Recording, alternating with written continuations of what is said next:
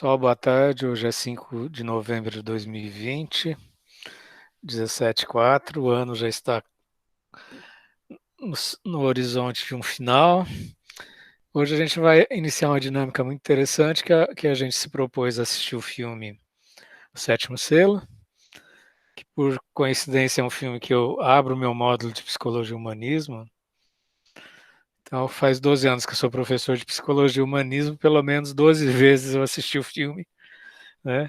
O Ederson fez a generosidade, a disponibilidade de ser o facilitador.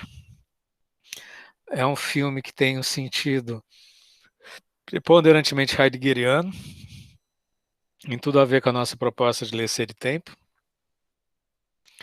porque é um filme que os personagens são sujeitos heideggerianos, na minha opinião, então a gente vai poder acompanhar essa jornada, né, de uma situação que é muito contemporânea, porque embora seja a relação da peste negra na Idade Média, eu acho muito providencial a gente assistir esse filme nesse momento de pandemia.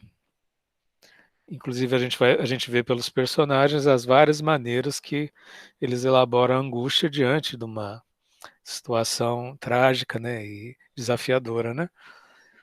No caso específico, a peste negra. Então, a gente tem desde o mistificador, tem a pessoa que interroga a sua existência, tem as pessoas que se apoiam na arte, tem as pessoas que extravasam seus afetos, né, de uma maneira mais mundana, eu diria, enfim.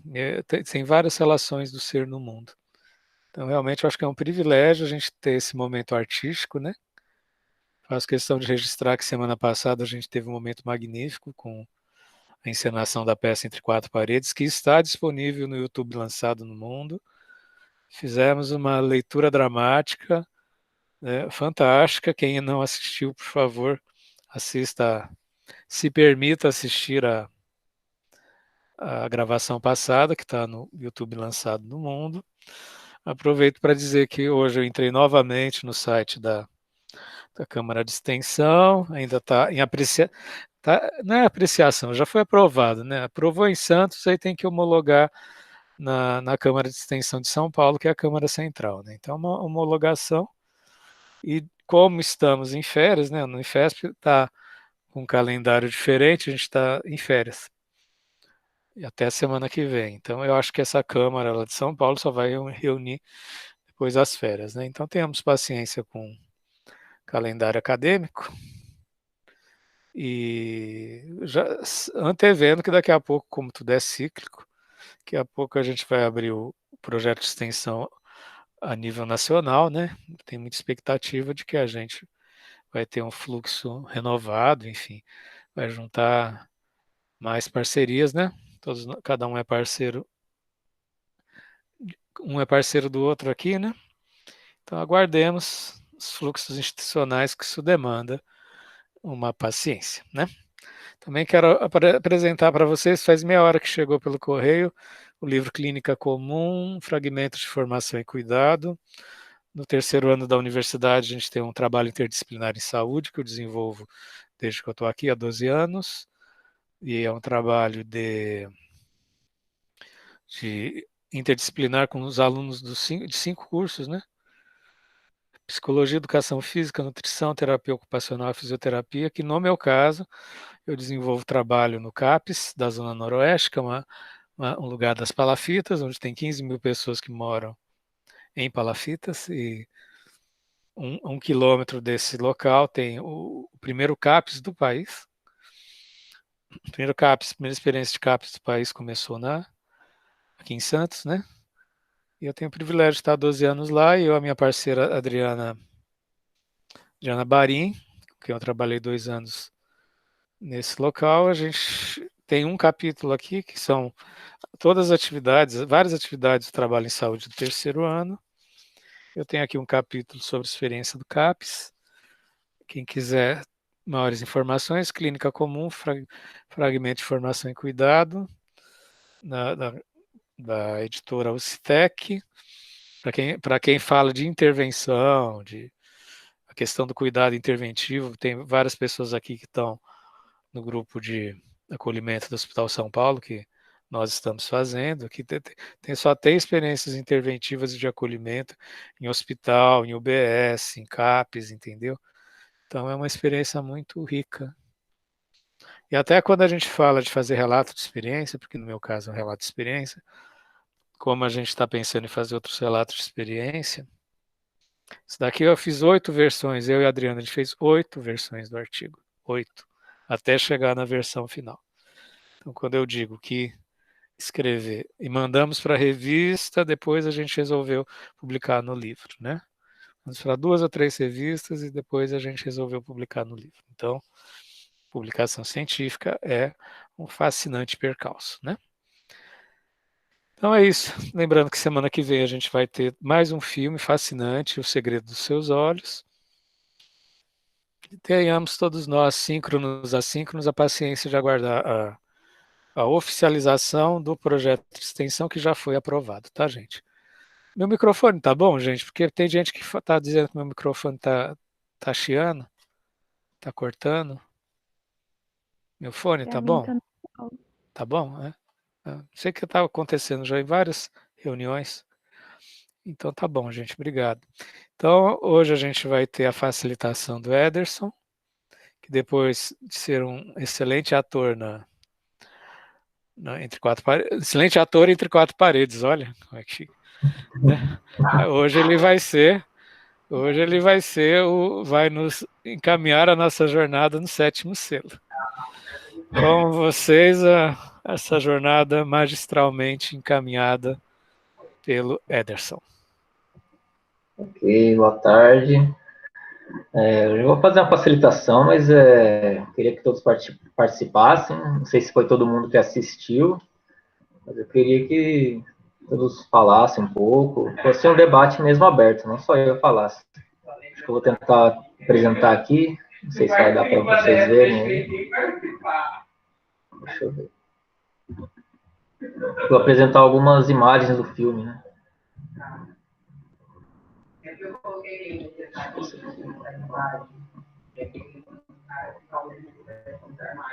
Vocês estão vendo alguma coisa? Falem comigo, hein?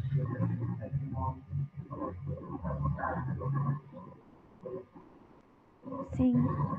Vocês estão vendo o quê? A morte. A Estamos vendo a morte. Então, o filme, como o professor já falou, é do cineasta Ingmar Bergman. Ele é sueco, filme sueco, né? E se trata da história que se passa na Idade Média, na época da peste negra, né? Então, o protagonista, Antonius Glock, volta das cruzadas, só que ele volta com um pouco de dúvidas, né? Sobre se essa jornada que ele fez nas cruzadas foi certo, se Deus existe. Ele chega com muitas dúvidas, e aí, logo na primeira cena, acontece isso. A morte vai falar com ele, como vocês estão vendo aí. Deixa eu mostrar. Aí ele já pergunta, quem é você? Responde, eu sou a morte. E acho muito interessante quando ela fala isso. Estive ao seu lado por um bom tempo. É uma relação que, por exemplo, Heidegger também pode ser entendido no pensamento de Heidegger, né? O ser humano é um ser para a morte, né? A morte sempre está ao nosso lado, né? A gente tem que entender isso e não, na minha opinião, não ficar negando, né? Ficar fugindo disso. É uma realidade nossa. Né? Aí ele propõe, né? Ele pergunta para a morte se ela joga xadrez. Ela diz que sim, e é um bom jogador até. Né? Então ele faz uma aposta, né? Sim, enquanto ele resistir, ele sobrevive. Né? Fazendo isso, talvez tentando dar um drible na morte, né? Adiando o seu próprio destino e tal. Eu queria saber quem assistiu, né? O que vocês acharam logo dessa primeira cena? Porque para mim é bem emblemática isso. Quem quiser falar, pode falar.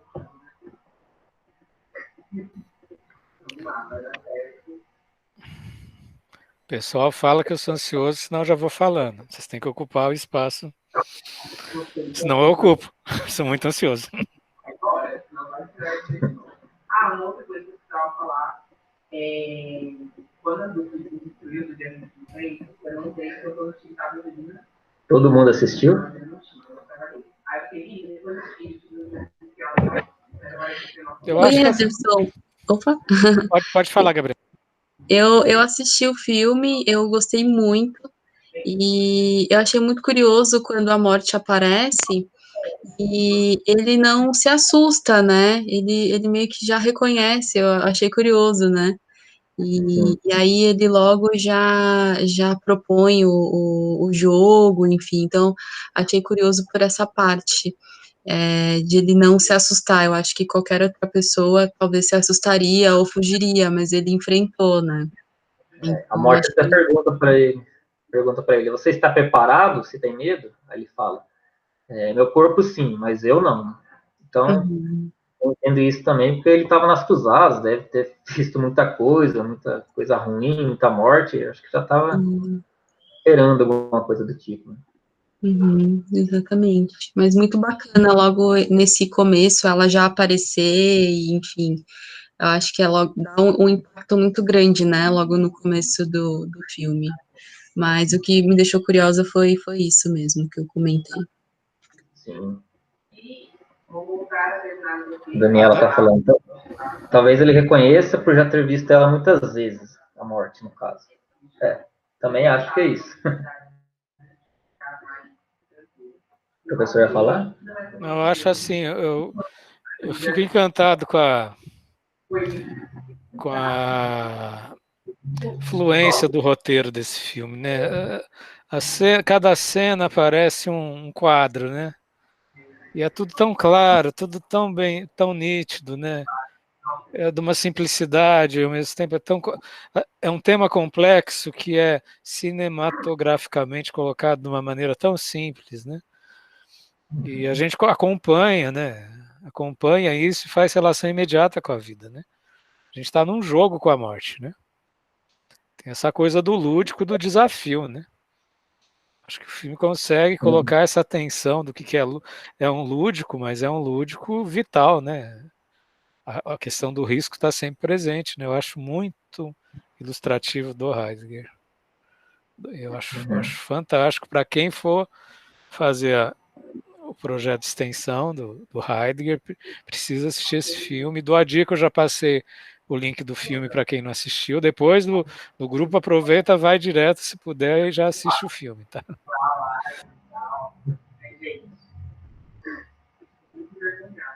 Mais alguém?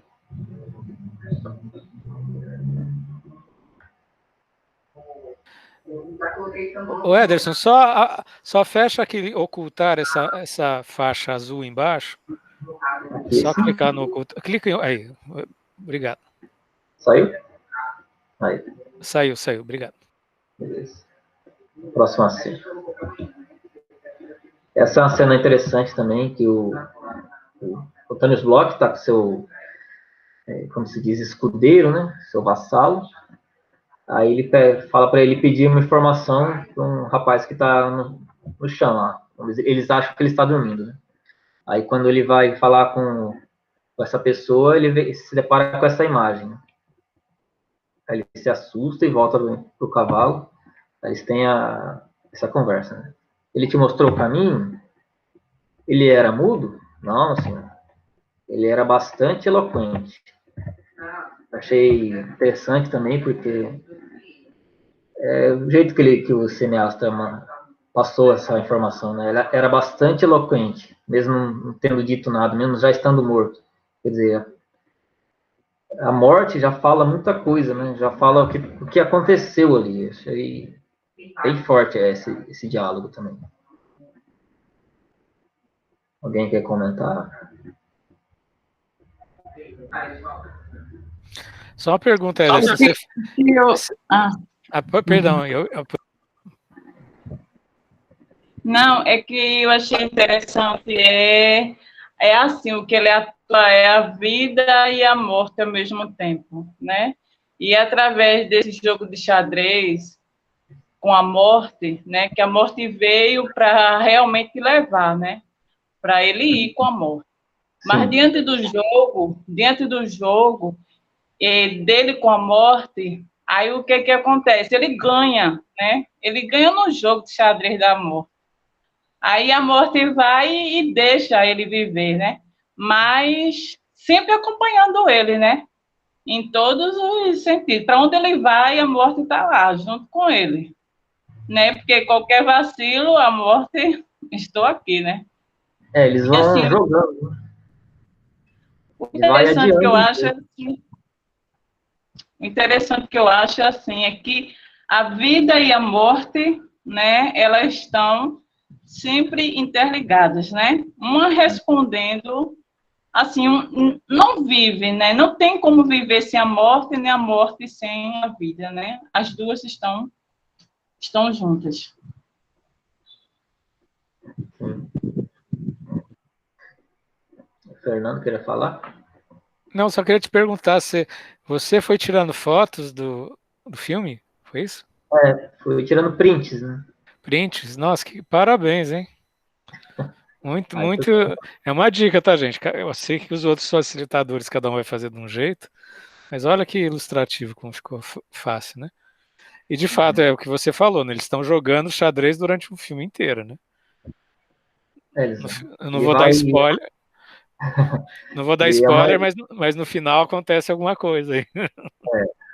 é uma estratégia que ele tem para adiar, vai adiando seu tempo, né, de vida. Sim, Ele acha que pode ganhar da morte. sim. Como todos nós, né? É. Aí tem essa cena que revela um pouco, tipo, quando você assiste pela primeira vez, você não se importa tanto com essa cena, né? Mas depois, se você assistir mais duas vezes, assim, logo na segunda você já entende por que dessa cena, por que dessa explicação, né? Que o pintor tá pintando uma igreja, e aí ele diz que é a dança da morte. Coloca vários personagens ali e a morte. E tem diálogo, né? Essa é a morte. Sim, ela dança com elas. Para que toda essa sujeira, tantos detalhes assim? Para lembrar as pessoas da morte. Mas isso não nos faz mais felizes. Né? Por que fazê-los felizes? Por que não assustá-los? Uma caveira é mais interessante que uma mulher pelada. Pinta a vida como ela é. Aí as pessoas fazem como elas quiserem.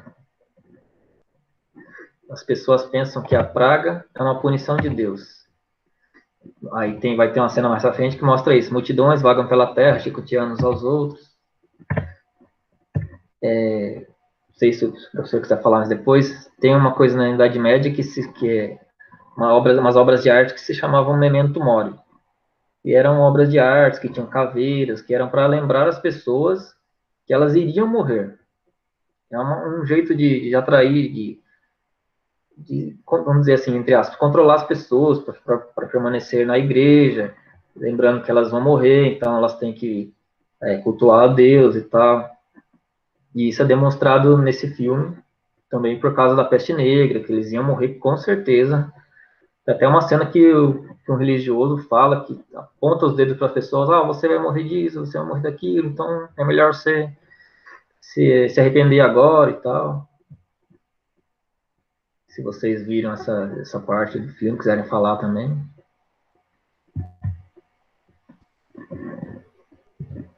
Só reforçando o que o Ederson falou, vi essas gravuras na igreja, né, chamadas de dança da morte ou dança macabra, no qual todos os personagens estavam dançando com as caveiras e com as mortes. Tanto que eu deixei um link aí para vocês darem uma olhada, né?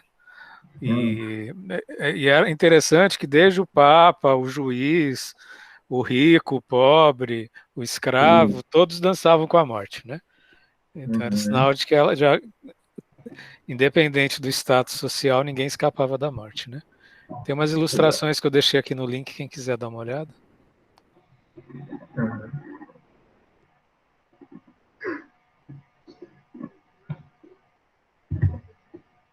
Aqui, uma próxima cena do Antônio Bloch, ele demonstra um pouco a sua dúvida perante a existência de Deus, e também demonstra a sua falta de fé, não sabe se o que ele foi fazendo nas cruzadas valeu a pena, não sabe se Deus existe. Então ele quer buscar conhecimento. Aí ele vai se confessar com uma pessoa que ele acha que é o padre, e ele tem essa conversa aqui. Eu quero confessar o melhor que eu posso. Ainda assim, você não quer morrer, né? A pessoa responde. Ele fala, sim, eu quero. Ele diz, quer conhecimento. Aí, depois a gente descobre que, na verdade, é a morte pergunta, então você quer uma garantia? Né? Eu entendo isso como se ele estivesse falando, você quer uma garantia para o pós-vida? Aí o Tony Block diz, porque Deus, né, tem que se esconder numa neblina de vagas promessas e milagres invisíveis? Como iremos acreditar no que acreditam quando não acreditamos em nós mesmos? O que será de nós que queremos acreditar, mas não podemos?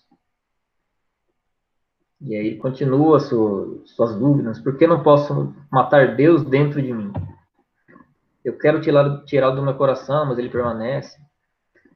Eu quero conhecimento, não crença, não suposições, conhecimento.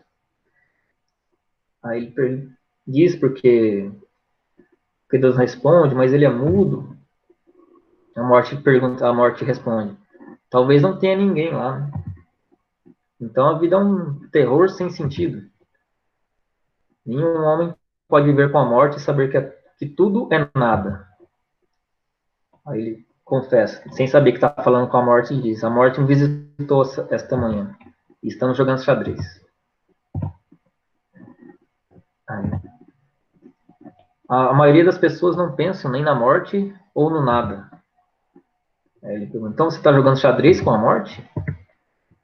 Aí ele se revela, né, dizendo que tem um plano para fugir da morte, né, como se pudesse escapar da morte. Aí a morte avisa para ele, vou me lembrar disso.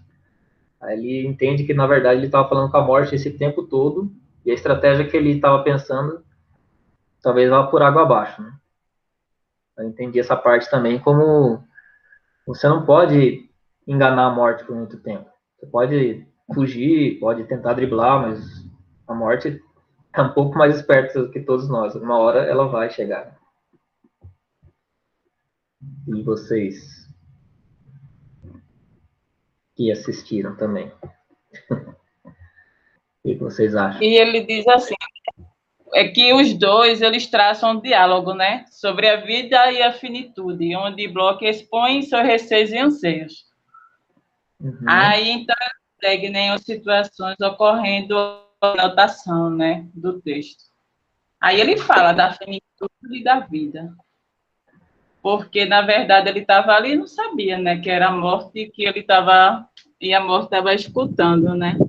O que ele estava sentindo e o que ele vinha durante todo esse tempo, querendo alguém que escutasse ele para poder ele desabafar, botar para fora tudo aquilo que ele estava sentindo. E, no entanto, era a morte que estava escutando ele. Ele todo tempo achando que pudesse enganar a morte, né? Ele fica todo o tempo achando isso, que pode estar enganando ela, né? Uhum. Mas, na verdade, a morte é que acabou enganando ele nesse caso. Né? A Daniela fala aqui. Pensei nesse disfarce. Me faz pensar que a morte tem muitas caras. É impossível saber onde ela está. Verdade, também acho. Quer falar, Daniela? O Fernando? Se ninguém for falar, eu falo. Interessante dessa parte, gente, que a gente está vendo o perfil dos personagens. Esse cavaleiro, né, representa o indivíduo que está na clareira das interrogações, né? Que está aberto para os questionamentos, né? Tá com o microfone ruim. Pera. Melhorou, gente? Melhorou? Perdão, não. É o microfone ruim. É aquele posicionamento existencial e está em E agora ficou ruim mesmo. Ficou ruim? Agora ficou. Peraí. Agora tá normal. E agora, tá bom? Tá bom, gente? Agora sim. Então, esse personagem não é só um personagem, mas é um posicionamento do ser, né? É o ser aberto para interrogação, em busca do conhecimento, questionando os valores da vida, questionando que a vida acabaria em nada, né? Nisso a gente se interroga. Alguém tem certeza alguma da vida?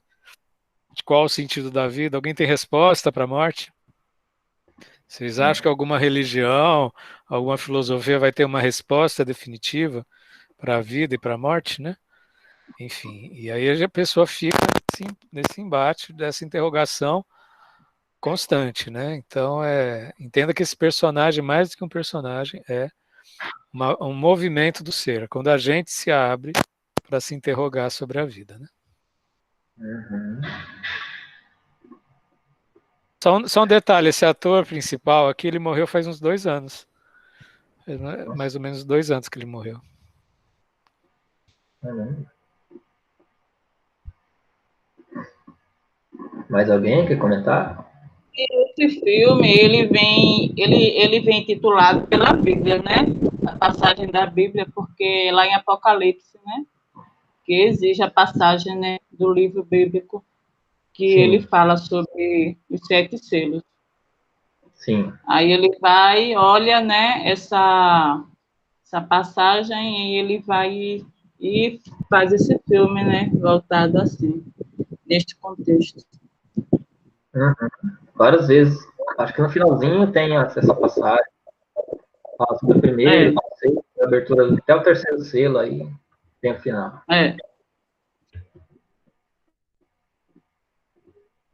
Vamos ver aqui, então. Aí, depois, o Tony Block conhece a família, né? Uma família de artistas, né? E aí eu entendo que ele está buscando fazer um último ato, um ato final, um ato talvez de caridade, para fazer sentido a vida dele. Aí, como ele conhece essa família, isso é a minha interpretação. Ele conhece essa família, ele acha que ele pode fazer alguma coisa de bom para eles, alguma coisa significativa. Aí, depois de ter essa conversa, conhecer todo mundo da família, a criança também, a morte aparece para falar com ele de novo, né? E fala: estive te esperando. Opa, será que tá na.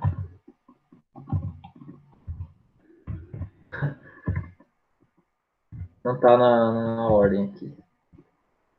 Mas aí eles jogam xadrez de novo e tal. E aí ele acha que vai poder enganar a morte por mais um tempo. Ele continua jogando, né? Apesar de ter revelado sua estratégia antes, né? Cena anterior. Mas ainda assim ele consegue segurar a morte por mais um tempinho, né? Só uma pergunta, como é que você viu o papel dos artistas aí? Aquela família de artistas, o que você acha que representa? Eu não consegui pensar em muita coisa assim, mas eu acho que o artista, não sei o nome do rapaz no filme, mas ele também fala, ele demonstra que ele tem algumas visões, né? Ele vê Nossa Senhora, mas só ele que vê.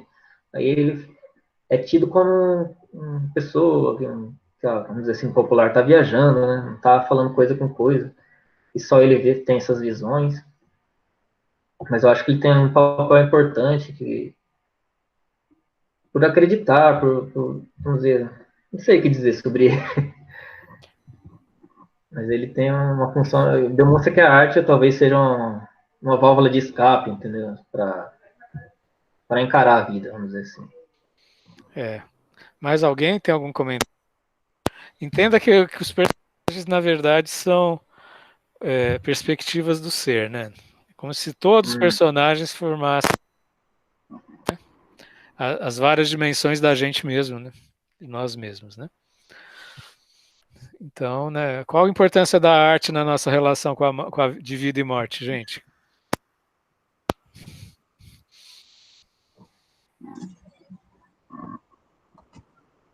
Acho que a arte é uma forma de transcender, talvez, né? De a gente encarar a vida de uma forma diferente, de a gente colocar um pouco de nós em algo, né?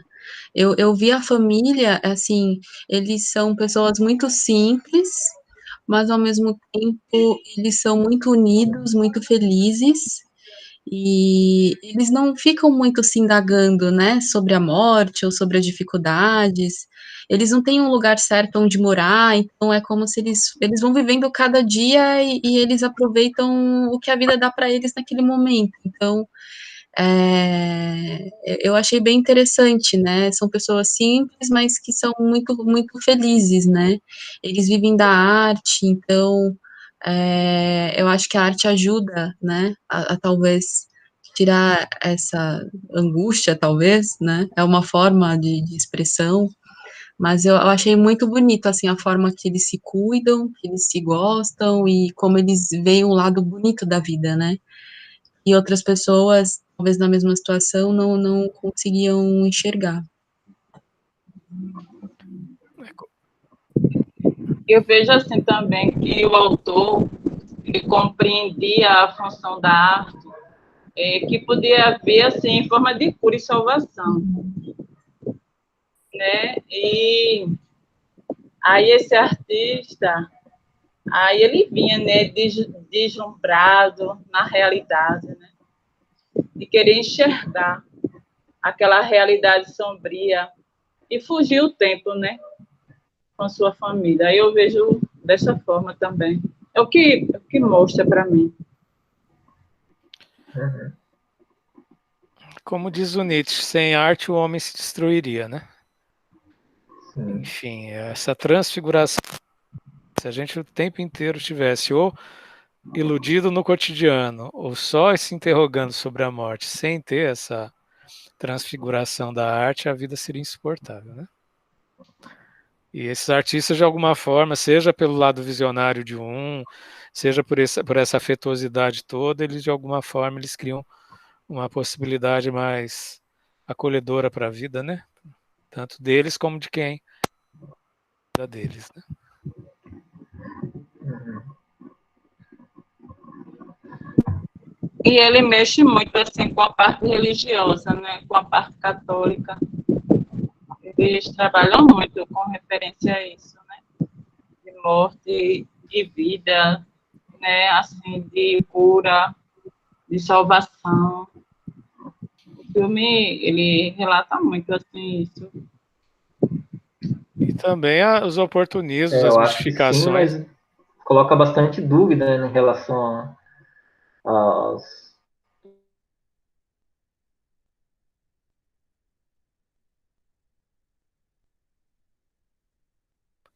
Travou, Ederson. Travou. Travou para todo mundo, gente? É só para mim. Destravou. Travou aqui também. Para mim também. Vou esperar um pouquinho até o Ederson se posicionar. Destravar.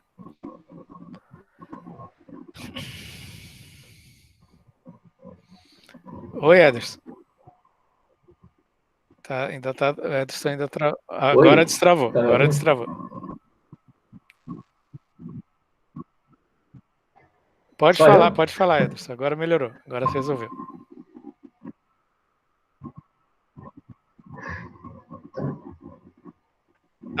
Tá todo mundo aí, então. Vamos lá.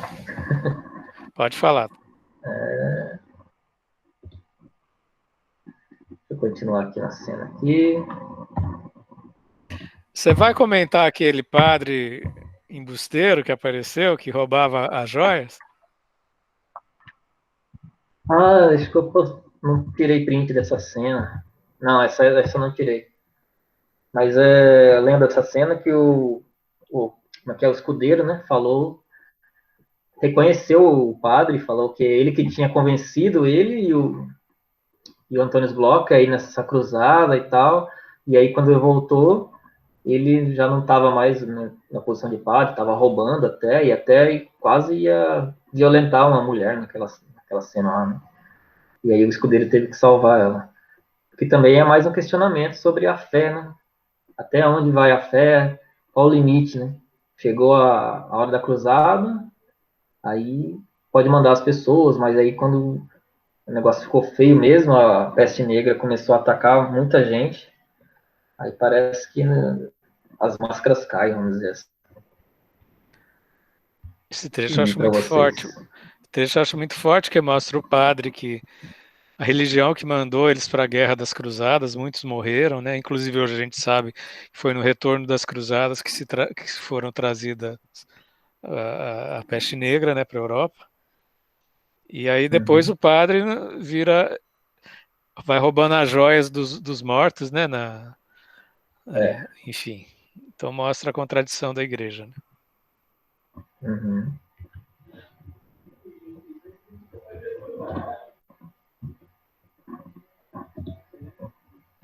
Aí tem também a personagem, né? Como dizer, é como se eles estivessem querendo expurgar os pecados, né? Ele coloca a culpa em uma mulher, uma menina, que eles dizem que ela conversa com o diabo, e aí matando ela, seria ela que trouxe a peste negra para o país deles, e se matassem ela, todos esses problemas seriam extintos, tudo se resolveria. E aí o Antônio Bloch vai lá, porque ele, na sua dúvida, na sua fé, ele quer encontrar Deus ou o diabo, não importa, ele quer saber se existe mesmo alguma coisa assim. Que aí ele vai ter uma conversa com essa mulher. Dizem que você fez comércio com o demônio, eu também quero encontrá-lo. Por quê? Preciso perguntá-lo sobre Deus. Talvez ele saiba alguma coisa, né? Você pode vê-lo a qualquer hora, se fizer o que eu disser. Aí ela fala, né, tal, com ele. Aí ele pergunta para os cavaleiros que estão ali do lado, né, os que prenderam ela, pergunta para ele: por que vocês machucaram essa menina? Por que quebraram a mão dela? Eles respondem: não foi a gente, foi o monge que mandou. E cadê ele? Aí quando vai falar com o monge, na verdade não é monge, é a morte, né? E começa a ter outra conversa com a morte. Aí a morte pergunta para ele: você não vai parar de fazer perguntas? Ele: não, nunca. Aí tem essa cena, ele olha para a criança, tal, pegando fogo já, né? Como se ela fosse culpada. Aí o cavaleiro, o escudeiro dele, pergunta para ele: quem irá olhar por aquela criança? Os anjos, Deus, Satã, vazio? Não vazio, meu senhor. Não pode ser. Nós vemos o que ela vê. O seu terror é o nosso. E então é uma cena forte, porque ele está em dúvida se existe Deus, se existe alguma coisa próxima, se aquilo foi por conta de alguma coisa com o diabo, e está matando uma mulher, uma criança, uma jovem, e talvez, eu penso assim, ele tá em dúvida se aquilo ali é necessário mesmo, se matar uma jovem é válido ou não, e eu acho que ele se sente culpado por não poder fazer nada a respeito daquilo. E para vocês? Podem falar, pessoal.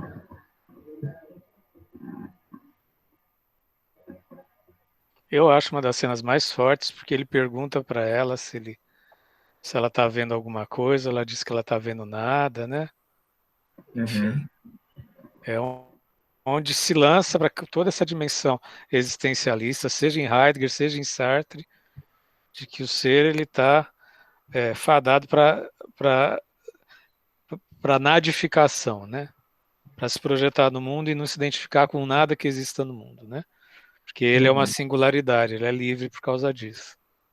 Então, o tempo inteiro, como a gente já viu, o existencialismo é o humanismo, como a gente já estudou alguns artigos com os princípios do Heidegger, né? A gente viu o tempo inteiro esse existencial humanismo característico do século XX nesse filme, né? E ele, de alguma forma, querendo alguma resposta, alguma certeza sobre Deus ou o diabo. Tanto faz, né? Ele queria ter Sim. certeza, né?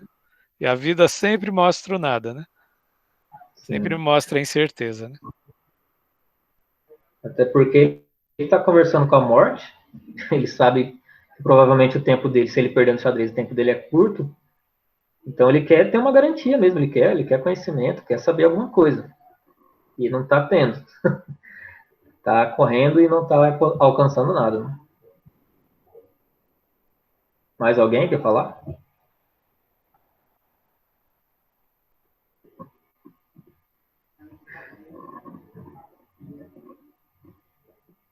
Nada? Tá. Aí, uma próxima cena, que eu acho muito interessante, porque o artista, ele, de novo, ele tá vendo, ele tem visões, né?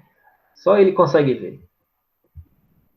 Aí ele diz, o cavaleiro está jogando xadrez ali. Aí a mulher responde, está sozinho, você não devia me assustar assim. Não, ele não está sozinho. Quem é então? Está jogando xadrez com a morte.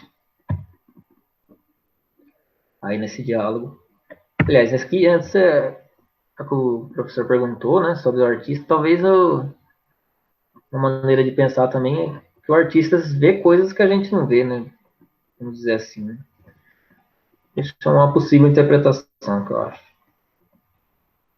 Alguém quer Sim, falar alguma coisa? é isso aí que o filme propõe. Detalhe, né? Ele viu, esse artista, ele viu a Nossa Senhora, né?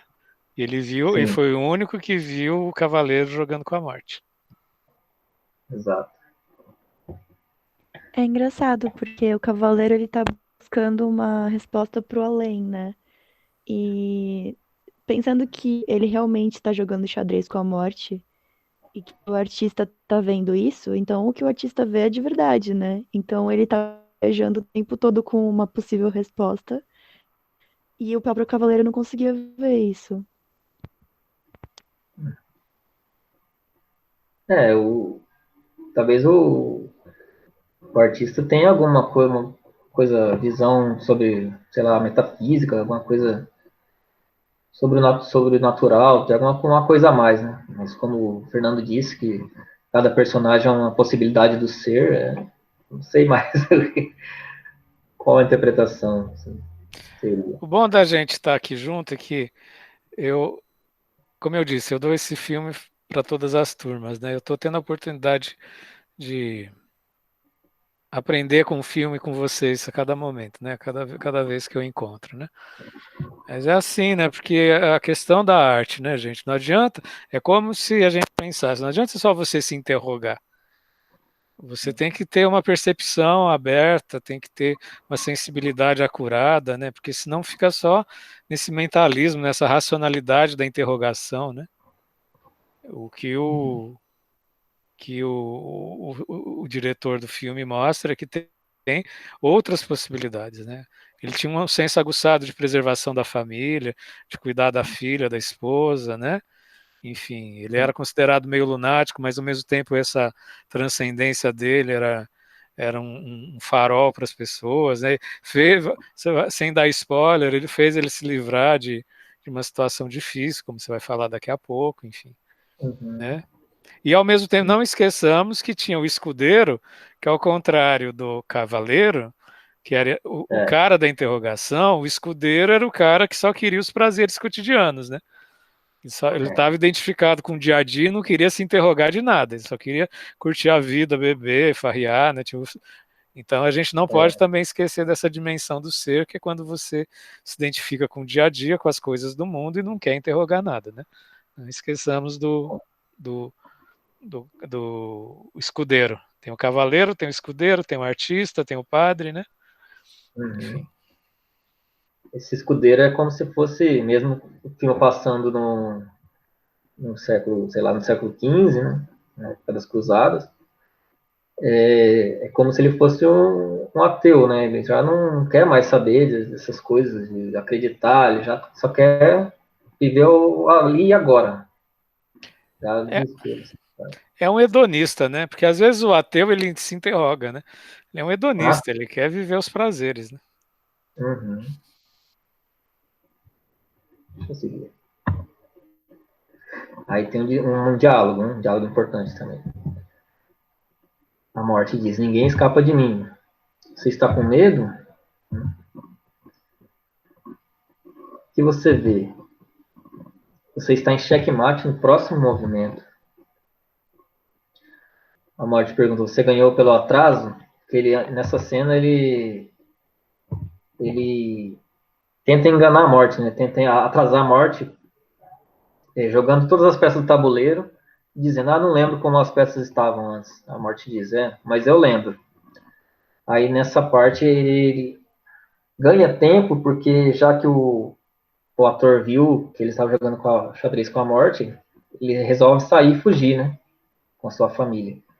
E aí o Antônio Bloch vê que conseguiu fazer o seu último ato de grandeza, assim, né? Salvando a vida daquela família e continuando o seu jogo com a morte. Né? A hora irá chegar, a hora irá chegar para você e seus amigos. E você irá revelar os seus segredos? Questiona. A morte diz: eu não tenho segredos. Então você não sabe de nada? Eu não tenho conhecimento. Acho esse diálogo muito importante, porque às vezes a gente coloca um peso muito grande na morte, né? A gente se questiona sobre a morte, como se a morte fosse resolver todos os nossos problemas, ou tivesse a solução, ou respostas. Mas talvez a gente tenha que encarar a morte por uma outra perspectiva, né?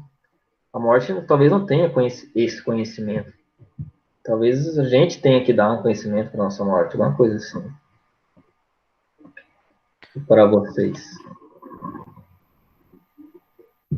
É que a morte é o fim da produção do conhecimento, né? Digamos assim, né? É como alguns filósofos dizem, a morte é uma deseconomia, né? É um grande desperdício, né? Né? Imaginar que a vida acaba e que toda a experiência se esvanece, né? Não estamos nem colocando em termos religiosos se tem outra vida, se não tem, né? Porque ninguém sabe, né, gente? Vamos combinar, ninguém sabe, tá, gente? Nem sabe, né? Tem teorias, tem os visionários, mas ninguém sabe. Ninguém voltou para dizer o que viu do outro lado, né? Então, a morte é isso, é essa deseconomia, né? Essa negação da produção da produção das verdades, né? E, enfim, mas eu acho muito tocante isso, né? A morte é o nada, né? A morte é o nada absoluto, né? É o nada derradeiro, né? Você vai falar do, do, do religioso que pegou a peste?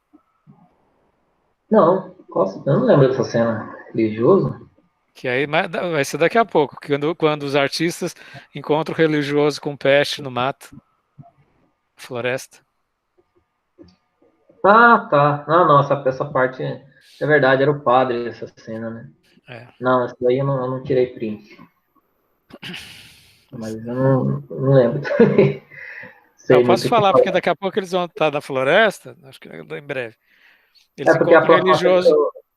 a Oi? próxima cena que eu tenho já é na casa, já a morte falando Ah, com os tá, personagens. então Pode deixa eu falar. só falar então. Então o religioso que roubava joias, etc e tal, encontra os artistas na floresta. Só que ele está todo cheio de peste, né? Já tá moribundo. E aí o artista fala para a mulher não se aproximar, enfim, mas mostra a agonia do religioso, que era um malandro, na verdade, ele representa a usurpação da a usurpação dos valores humanos por uma falsa fé, né? É a má fé, né? É a própria encarnação daquilo que a gente fala de enganação, de má fé, como também um lado da gente, né? O lado da mentira, do abuso, da ganância, né? Camuflada, né? A gente falou de má fé em Sartre, tem a má fé que representa esse padre falso, né? Então, percebam que assim, gente, isso é um filme para a gente ver várias vezes, porque e a dica que eu dou são cada personagem é um aspecto, uma nuance da gente mesmo, né? Ok. Aí nessa cena são os personagens que estão mais próximos ao Antônio Bloch. Essa aqui é a mulher que o escudeiro dela salvou do padre. Essa aqui é a esposa do Antônio Bloch. E mais do lado tem o madeireiro e a esposa dele. Só um detalhe, gente.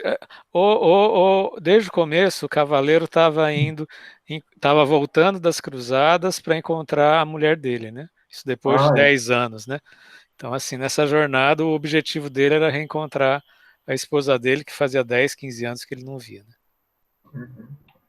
E ela disse que está esperando por ele todo esse tempo. Ela até fala assim, diziam que você estava chegando, então eu fiquei aqui esperando por você.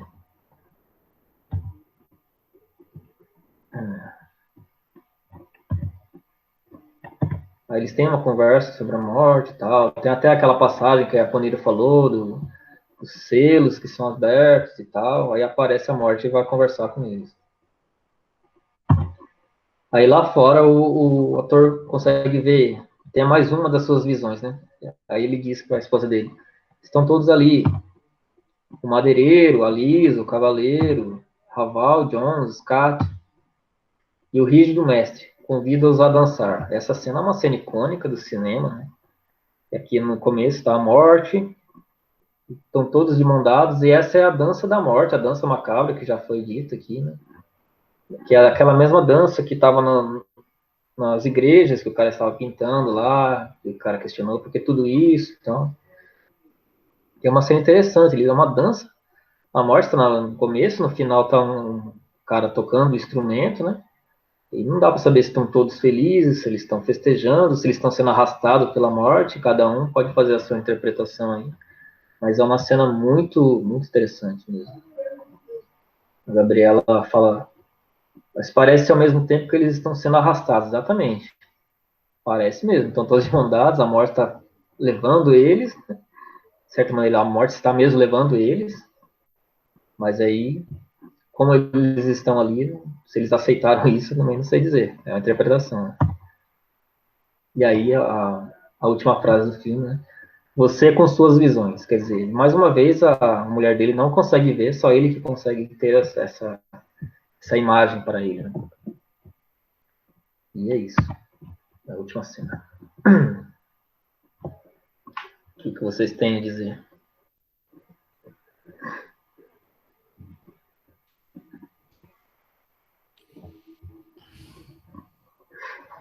Deu vontade de ver o filme de novo.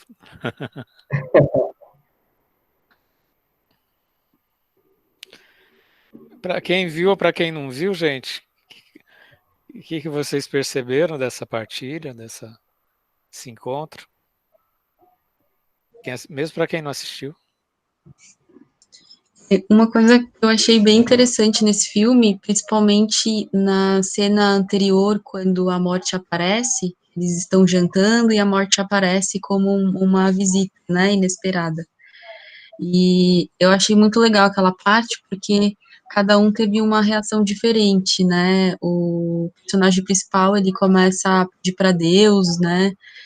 Misericórdia, enfim. Então, ele passa o filme inteiro duvidando da existência, mas quando a morte chega, ele começa a suplicar para Deus para salvar, né? Então, achei muito curioso. E a camponesa, que é a garota que aparece na frente, ela tem um olhar muito vidrado, assim, né? E eu achei muito impactante, porque a morte chega e ela reconhece, né? E ela, acho que ela se ajoelha, se eu não me engano, e aí ela fala assim, está acabado. Mas para mim pareceu como se fosse uma certa satisfação, sabe? No sentido de, ok, acabou os sofrimentos, né? Acabou. Então é como se para ela a morte fosse talvez melhor do que a vida que ela estava vivendo. Não sei, me deu essa impressão, né? Era um êxtase, né? Parecia que ela estava em êxtase, né? Ela estava hipnotizada. E, enfim, a parte da dança da morte eu acho que é bem significativo, porque lá você tem o cavaleiro, você tem a camponesa, você tem várias pessoas de classes sociais diferentes e de vidas e mundos diferentes, e todas estão juntas, né? Então, acho que é a grande sacada, né? A morte, quando ela vem, ela não olha a sua cor, a sua religião, se você é rico, pobre, você vai ir da mesma forma. Então, eu acho que isso ficou muito na minha mente, assim, quando apareceu a dança, e, enfim, independente do que eles fizeram ou não, ela vem e arrasta todos, né? E me pareceu muito mais sendo arrastado, uma coisa forçada, do que uma dança, né, propriamente. Mas aí acho que fica muito da interpretação de cada um, né? Mas é muito legal, esse filme é ótimo, eu gostei. Nós somos arrastados para a morte, né? É bem isso. Lançado no mundo e arrastado para a morte. Escorrega para a morte. Mais alguém, gente? Tem alunos que viram na aula, tem gente que, mesmo quem não viu, o que achou do relato, que foi muito fidedigno, foi muito consistente do Ederson. Qual a percepção que vocês têm desse filme? Não precisa ser nada muito racional, não.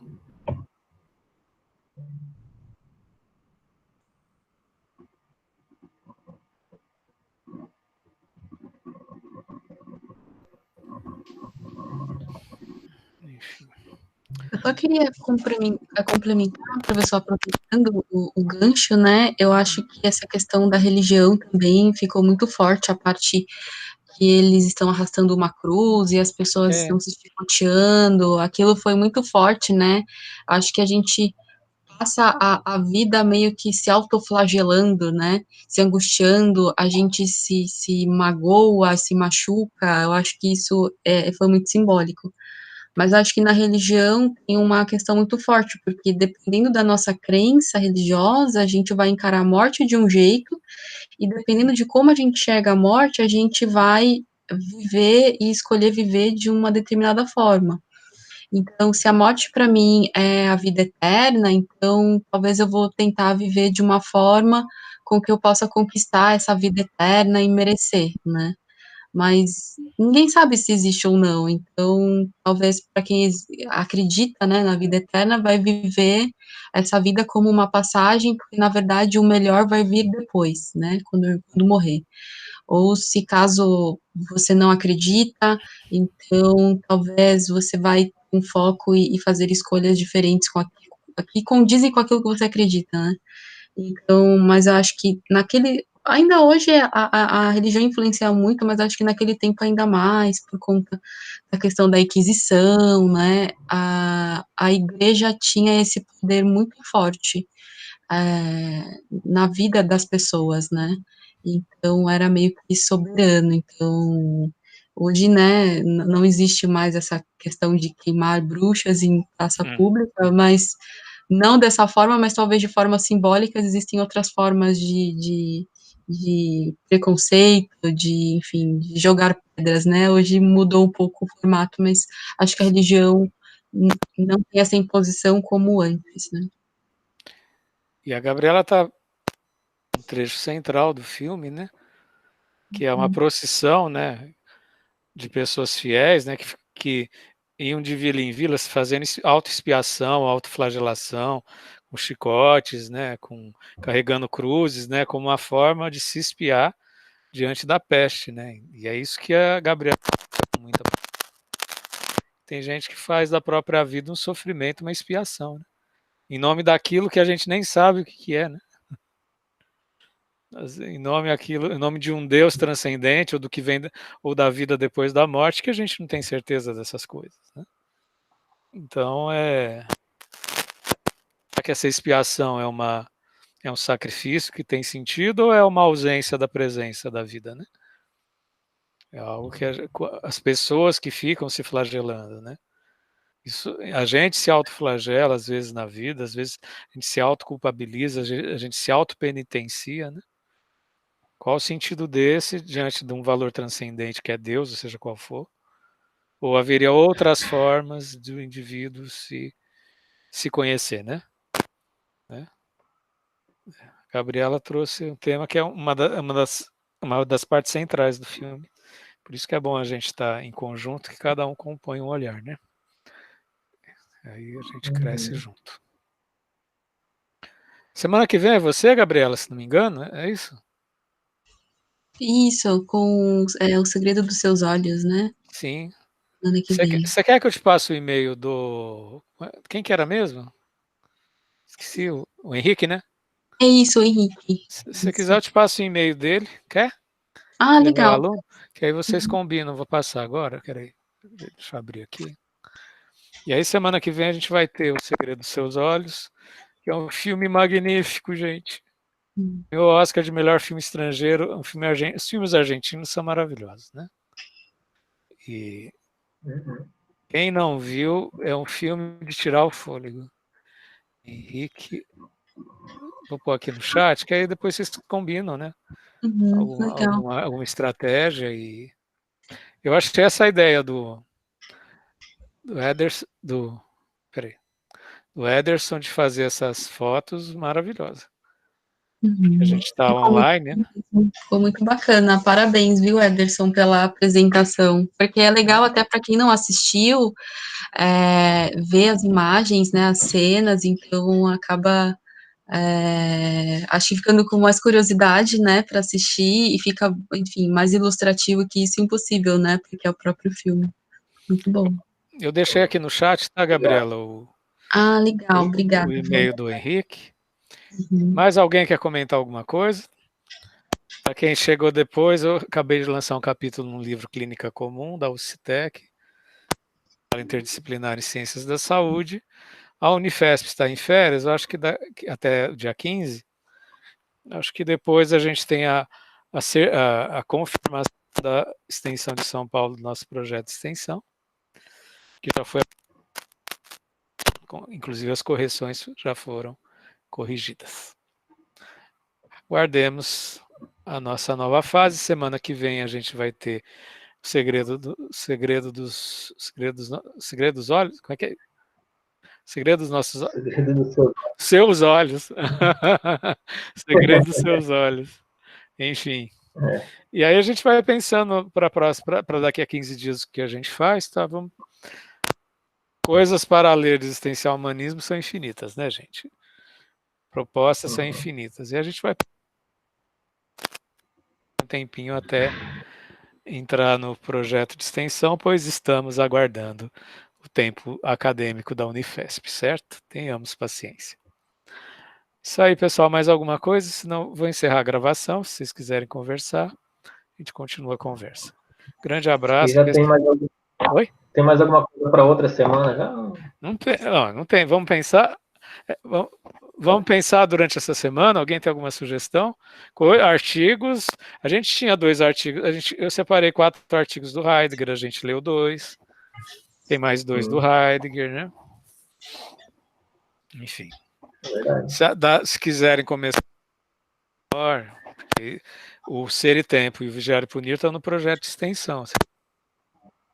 Eu me comprometo a pesquisar. Né? Vamos convocar a todos, síncronos e assíncronos, para a gente trazer propostas para a semana que vem, pode ser? Legal. Professor, o senhor comentou que fez os estudos baseados em Merleau-Ponty, né? Sim. Não sei se talvez trazer algum artigo, alguma informação sobre, né, para a gente conhecer um pouquinho, né? Não sei também se o pessoal topa, talvez a gente pudesse fazer uma votação, mas eu lembro que o senhor comentou, eu fiquei curiosa em conhecer um pouco mais, né, da abordagem dele, enfim. Essa é uma proposta que está me brotando aqui na cabeça, que tem um artigo do Orlandi, que é um filósofo da Federal de São Carlos, extraordinário, que chama Corporeidades em Mini Desfile. Ele vai mostrar o corpo desde umas 10 concepções de corpo, desde a Grécia clássica, o corpo cartesiano, o corpo intuitivo, o corpo nas relações de poder, o corpo em Nietzsche. É um artigo muito interessante. Muito interessante. Nem que a gente demore umas 2 ou 3 aulas para ler. Porque ele mostra, na verdade, ele faz um grande panorama de toda a filosofia do corpo, inclusive do corpo fenomenológico do Merleau-Ponty, tá? Né? Mas a gente sobre Merleau-Ponty, maravilha, inclusive porque eu já escrevi, né? Enfim, a gente pode juntar os dois. Mas esse artigo, Corporeidades e Mini Desfile, é muito interessante. E aí você tem uma visão panorâmica das várias concepções de corpo, e na verdade a gente está falando do nosso corpo, né? Como é que a gente concebe o próprio corpo. Mas vamos pensando, eu gostei da dica da Gabriela, tá? É um encaminhamento interessante, tá? Propostas entre os vários. Retomemos para quem chegou depois, gente, a primeira aula que eu dei, tá lá, a primeira, segunda aula é um panorama da psicologia humanista.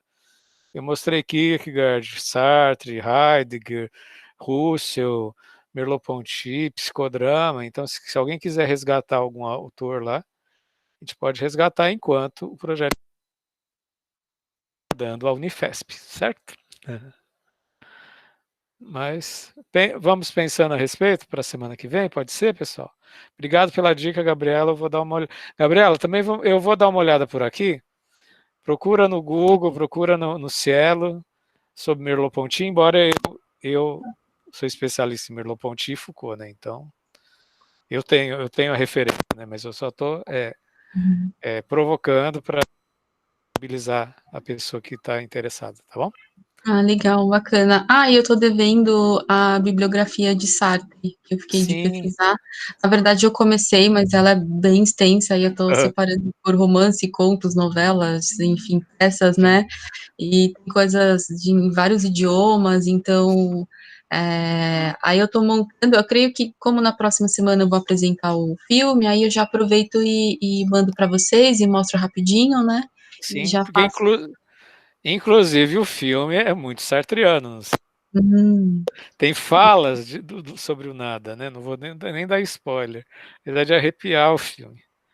Segredo dos Seus Olhos. Procurem eu acho que tem no Now ou no Prime Video. Né? Vale a pena alugar por R$5, gente.